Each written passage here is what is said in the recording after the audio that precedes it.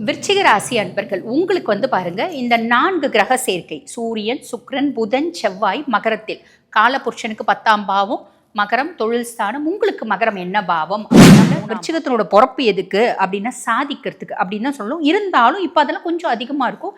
நம்ம கொஞ்சம் அமைதியா அப்படி கொஞ்சம் நம்ம அடக்கி வாசிக்கிறது அப்படின்னு சொல்ல பார்த்தீங்கன்னா கொஞ்சம் அடக்கி வாசிச்சோம் அப்படின்னா ப்ளஸ்ஸை மட்டும் சம்மந்தப்பட்ட வேலை செய்கிறவங்களுக்கு, இந்த ஸ்டாக் மார்க்கெட்டில் வேலை செய்கிறவங்களுக்கு, இவங்களுக்குலாம் பார்த்தீங்கன்னா புதுசாக அந்த மாதிரி தொழிலில் ஈடுபடுறதுக்கான வாய்ப்பு, ஆல்ரெடி அந்த தொழிலெல்லாம் இருக்கவங்க இன்னும் கொஞ்சம் அப்லிஃப்ட்மெண்ட் ஆகிறதுக்கான பேச்சில் நிதானம் அப்படின்றது வச்சுக்கோங்க. பேச ஆரம்பிக்கும் போது அவங்க 2 வார்த்தை பேசினா நீ சாதாரணமாக அவங்க கேட்டினா கூட நம்மளுக்கு சுருக்குன்னு மண்டையில் போய் அடிக்கும். நம்ம அதை தப்பாக புரிஞ்சுட்டு பேசுகிற மாதிரி இருக்கும்.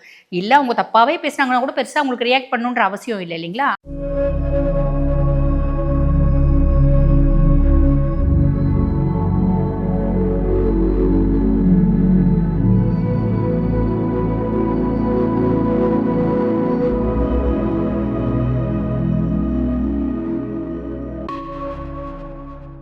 ஆன்மீக பரிகார நேயர்களுக்கு வணக்கம். நான் டாக்டர் தீபா லாலன். இன்னைக்கு நம்ம என்ன டாபிக் பற்றி டிஸ்கஸ் பண்ண போகிறோம் அப்படின்னா, மகர ராசியில் பார்த்திங்கன்னா 4 கிரக சேர்க்கை அப்படின்றது இருக்குங்க.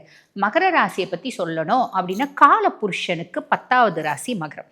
இப்போ காலபுருஷனுக்கு தொழில் ஸ்தானமாக அமையிறது தான் பார்த்திங்கன்னா மகரம். அங்கே 4 கிரக சேர்க்கை அப்படின்றதுக்கு என்னென்ன கிரகம் எப்பப்போ வராங்க அப்படின்னா, முதல்ல பார்த்திங்கன்னா சூரிய பகவான் மகர ராசிக்கு நம்ம பார்த்திங்கன்னா ஜனவரி 14 வந்துட்டார். மகர ராசியில் பிரவேசிக்கக்கூடிய காலத்தை தானே நம்ம மகர சங்கராந்தி அப்படின்னு வழிபாடு பண்ணுறோம்.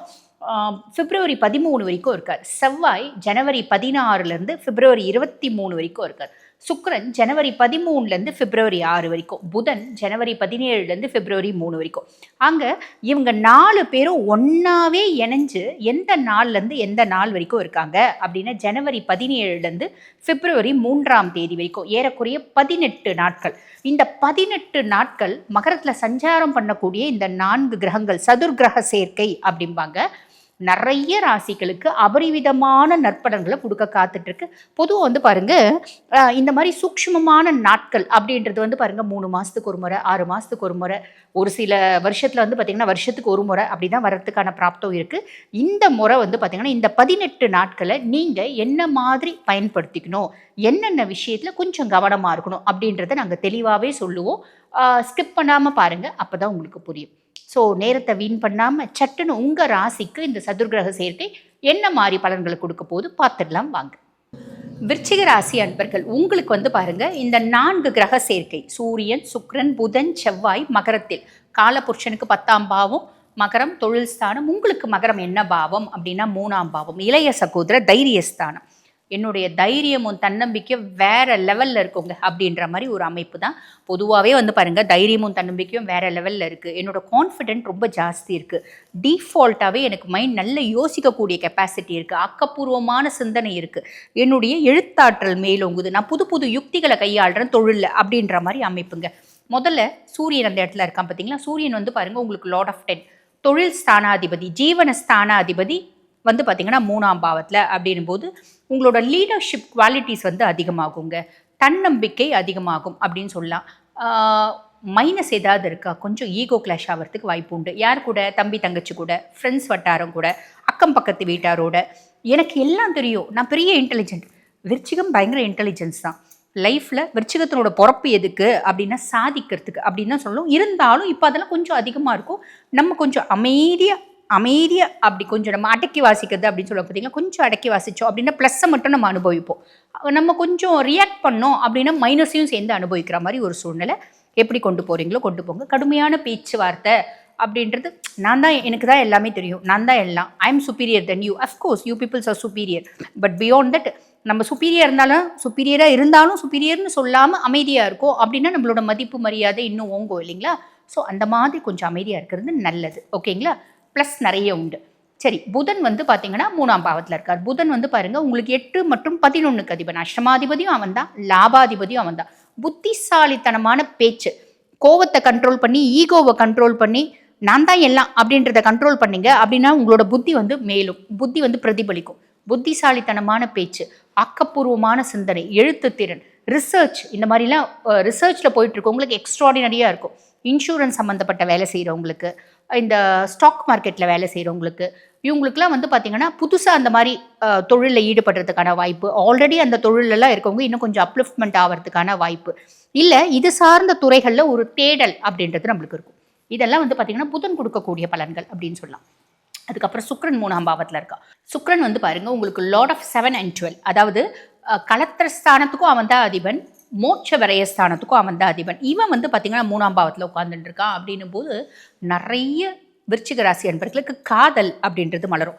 விருச்சிகம் பெரும்பாலும் லவ் பண்ணி தான் கல்யாணம் பண்ணிக்கும். பெரும்பாலும் நிறைய லவ்ல ஃபெயிலியர்ஸை சந்திப்பாங்க, ஏமாற்றங்களை சந்திப்பாங்க, துரோகத்தை சந்திப்பாங்க. இருந்தாலும் லவ் மேரேஜ் நோக்கி தான் போவாங்க பெரும்பாலான விருச்சிகம். அப்போ இந்த காலகட்டம் ஆஸ் யூஷுவல் உங்கள் ராசிக்கே உரிய சில கேரக்டர்ஸ் இருக்கு இல்லைங்களா, காதல் அப்படின்றது மலரும். நிறைய காதல் திருமணம் அப்படின்றதுல போய் முடியும். இது வந்து சுக்ரன் 3ஆம் பாவத்தில் இருக்கிறதுனால ஆப்வியஸ்லி இது வந்து நிறைய ப்ளஸ் வரும். ஆல்ரெடி காதல் பிரேக்கப் ஆயிடுச்சுங்க, புதுசாக ஒரு லவ் வரதுக்கான வாய்ப்பு உண்டு. அந்த பொண்ணு ரொம்ப அழகாக, அந்த பையன் ரொம்ப அட்ராக்டிவாக, ரொம்ப ப்ளசண்ட்டாக, அந்த மாதிரி பையன் வரதுக்கான வாய்ப்பு உண்டு அப்படின்னு சொல்லலாம். அதுக்கப்புறம் செவ்வாய் பகவானை பற்றி சொல்லணும் அப்படின்னா உங்கள் ராசியாதிபனும் அவன் தான், அதே மாதிரி 6ஆம் பாவத்து அதிபனும் அவன் தான். உங்களோட ராசி அதிபன் 6ஆம் பாவத்து அதிபனாக இருக்கிறதுனால ரொம்ப சிம்பிளுங்க. பெருசாக எதிரிகள் அப்படின்றது யாரும் இருக்க மாட்டாங்க. அப்படி எதிரிகள் இருக்காங்க அப்படின்னாலும் அவன் என்ன பண்ணி நம்மளை வீழ்த்துவான். ராசியாதிபனே 6ஆம் பாவத்துக்கும் அதிபனாக வரதுனால அவன் என்ன மாதிரி டாக்டிக்ஸ் யூஸ் பண்ணுவான், நம்மளை வந்து மண்ணுக்குள்ளே போட்டு புதைக்கிறது. அதை அவனுக்கு முன்னாடி நீங்கள் வந்து என்ன சொல்லுவீங்க, ஸ்மெல் பண்ணிடுவீங்க, கிராஸ் பண்ணுவீங்க, அதுக்கேற்ற மாதிரி நீங்கள் காயினை மூவ் பண்ணுவீங்க அப்படின்னு சொல்லலாம். சரி, அப்போ உங்களுக்கு வந்து பாருங்கள், இந்த செவ்வாய் வந்து உட்கார்னால இந்த காம்படிட்டிவ் எக்ஸாம்ஸ்லாம் நீங்கள் வந்து எழுதுறீங்க அப்படின்னா செலக்ட் ஆகிடுறதுக்கு வாய்ப்பு உண்டு. ஸ்போர்ட்ஸ்லலாம் இருக்கீங்க அப்படின்னா பக்காவாக வந்து பார்த்தீங்கன்னா கப் அடிக்கிறதுக்கு வாய்ப்பு உண்டு, மெடல் அடிக்கிறதுக்கு வாய்ப்பு உண்டு அப்படின்னு சொல்லலாம். இதெல்லாம் பெரிய ப்ளஸ். மைனஸ் ஏதாவது இருக்கா? ஆப்வியஸ்லி இருக்குது. என்ன அப்படின்னா எல்லா பிளானட்ஸும் எந்த பாவத்தில் உட்கார்ந்தாலும் ப்ளஸ்ஸும் உண்டு மைனஸும் உண்டு. ப்ளஸ்ஸு நிறைய, மைனஸ் கம்மி. பாவம் பெருசாக நல்ல பாவம் இல்லைங்களேங்க, பரவாயில்ல, நல்ல பாவம் இல்லை அப்படின்னாலும் இந்த பாவத்தில் இதெல்லாம் உபஜயஸ்தானம் அப்படின்னு சொல்லுவாங்க. இந்த பாவத்தில் இருக்கும்போது இந்த மாதிரி நல்ல பலன்கள் அப்படின்றது வரும். ஸ்தான பலம் இல்லை அப்படின்னாலும் சுப கிரகங்கள் இருக்கிறதுனால நம்மளுக்கு நல்ல பலன்கள் அப்படின்றது வரும். அதுக்கும் மேலே நெகட்டிவ் ஏதாவது இருக்கா? ஆப்வியஸ்லி இருக்குது. என்ன அப்படின்னா பேச்சில் கவனம் அப்படின்றது தேவை. எப்பயுமேங்க செவ்வாய் வந்து உட்கார்ந்தானா மட்டும் நம்ம எப்படி இருப்போம் அப்படின்னா நெருப்பு கோழி மாதிரியே தான். யார் என்ன பேசினாலும் நெருப்பு கக்கின்னு போவோம். இந்த நெருப்பு கோழி அப்படின்றதே ஒரு கற்பனை கதை தான். இருந்தாலும் அந்த கற்பனை ஃபீனிக்ஸ் பறவை, நெருப்பு கோழி, இதெல்லாம் நெருப்பு கக்கோ அப்படின்றதுலாம் கற்பனையாக இருந்தாலும் அந்த மாதிரி ஒரு இம்பேக்ட் நம்மளுக்கு வரும். புரியுதுங்களா? ஆக பேச்சில் நிதானம் அப்படின்றது வச்சுக்கோங்க. பேச ஆரம்பிக்கும் போது அவங்க 2 வார்த்தை பேசினா நீ சாதாரணமாக அவங்க கேட்டினா கூட நம்மளுக்கு சுருக்குன்னு மண்டையில் வந்து போய் அடிக்கும். நம்ம அதை தப்பாக புரிஞ்சுட்டு பேசுகிற மாதிரி இருக்கும். இல்லை அவங்க தப்பாகவே பேசுனாங்கன்னா கூட பெருசாக அவங்களுக்கு ரியாக்ட் பண்ணணுன்ற அவசியம் இல்லை இல்லைங்களா? ஆக பேச்சில் கவனம் அப்படின்றது வச்சுக்கோங்க. கோவம் வரும், நிறைய கோவம் ஆகுறது, டென்ஷன் ஆகிறது, இரிட்டேட் ஆகிறது, இந்த மாதிரி எல்லாம் வரத்துக்கு வாய்ப்பு உண்டு. தம்பி தங்கச்சி கூட்ட பெருசாக வந்து பகைச்சிக்கிறது, என் தம்பி தங்கச்சி எப்போ கழட்டி விடணும்னு நினைக்கிறேங்க அப்படின்னா பகைச்சிக்கோங்க. ஐயோ நாங்கள் வந்து பிளட் ஸ்டிக்கர் தென் ஓட்டருங்க, என்னைக்காக இருந்தாலும் என் தம்பி தங்கச்சி தான், அவங்க மேலே எனக்கு நிறைய பாசம் இருக்குது அப்படின்னா அவங்க கூட நம்ம வந்து பார்த்திங்கன்னா முக்கியமாக நம்ம பிரதர்ஸோட, இளைய சகோதரர்களோட நம்ம பகை வரத்துக்கான வாய்ப்பு உண்டு. பேசும்போது நிதானமாக பேசிக்கோங்க. உறவுகள்கிட்டையும் பேசும்போது நிதானமாக பேசிக்கோங்க. சரியா?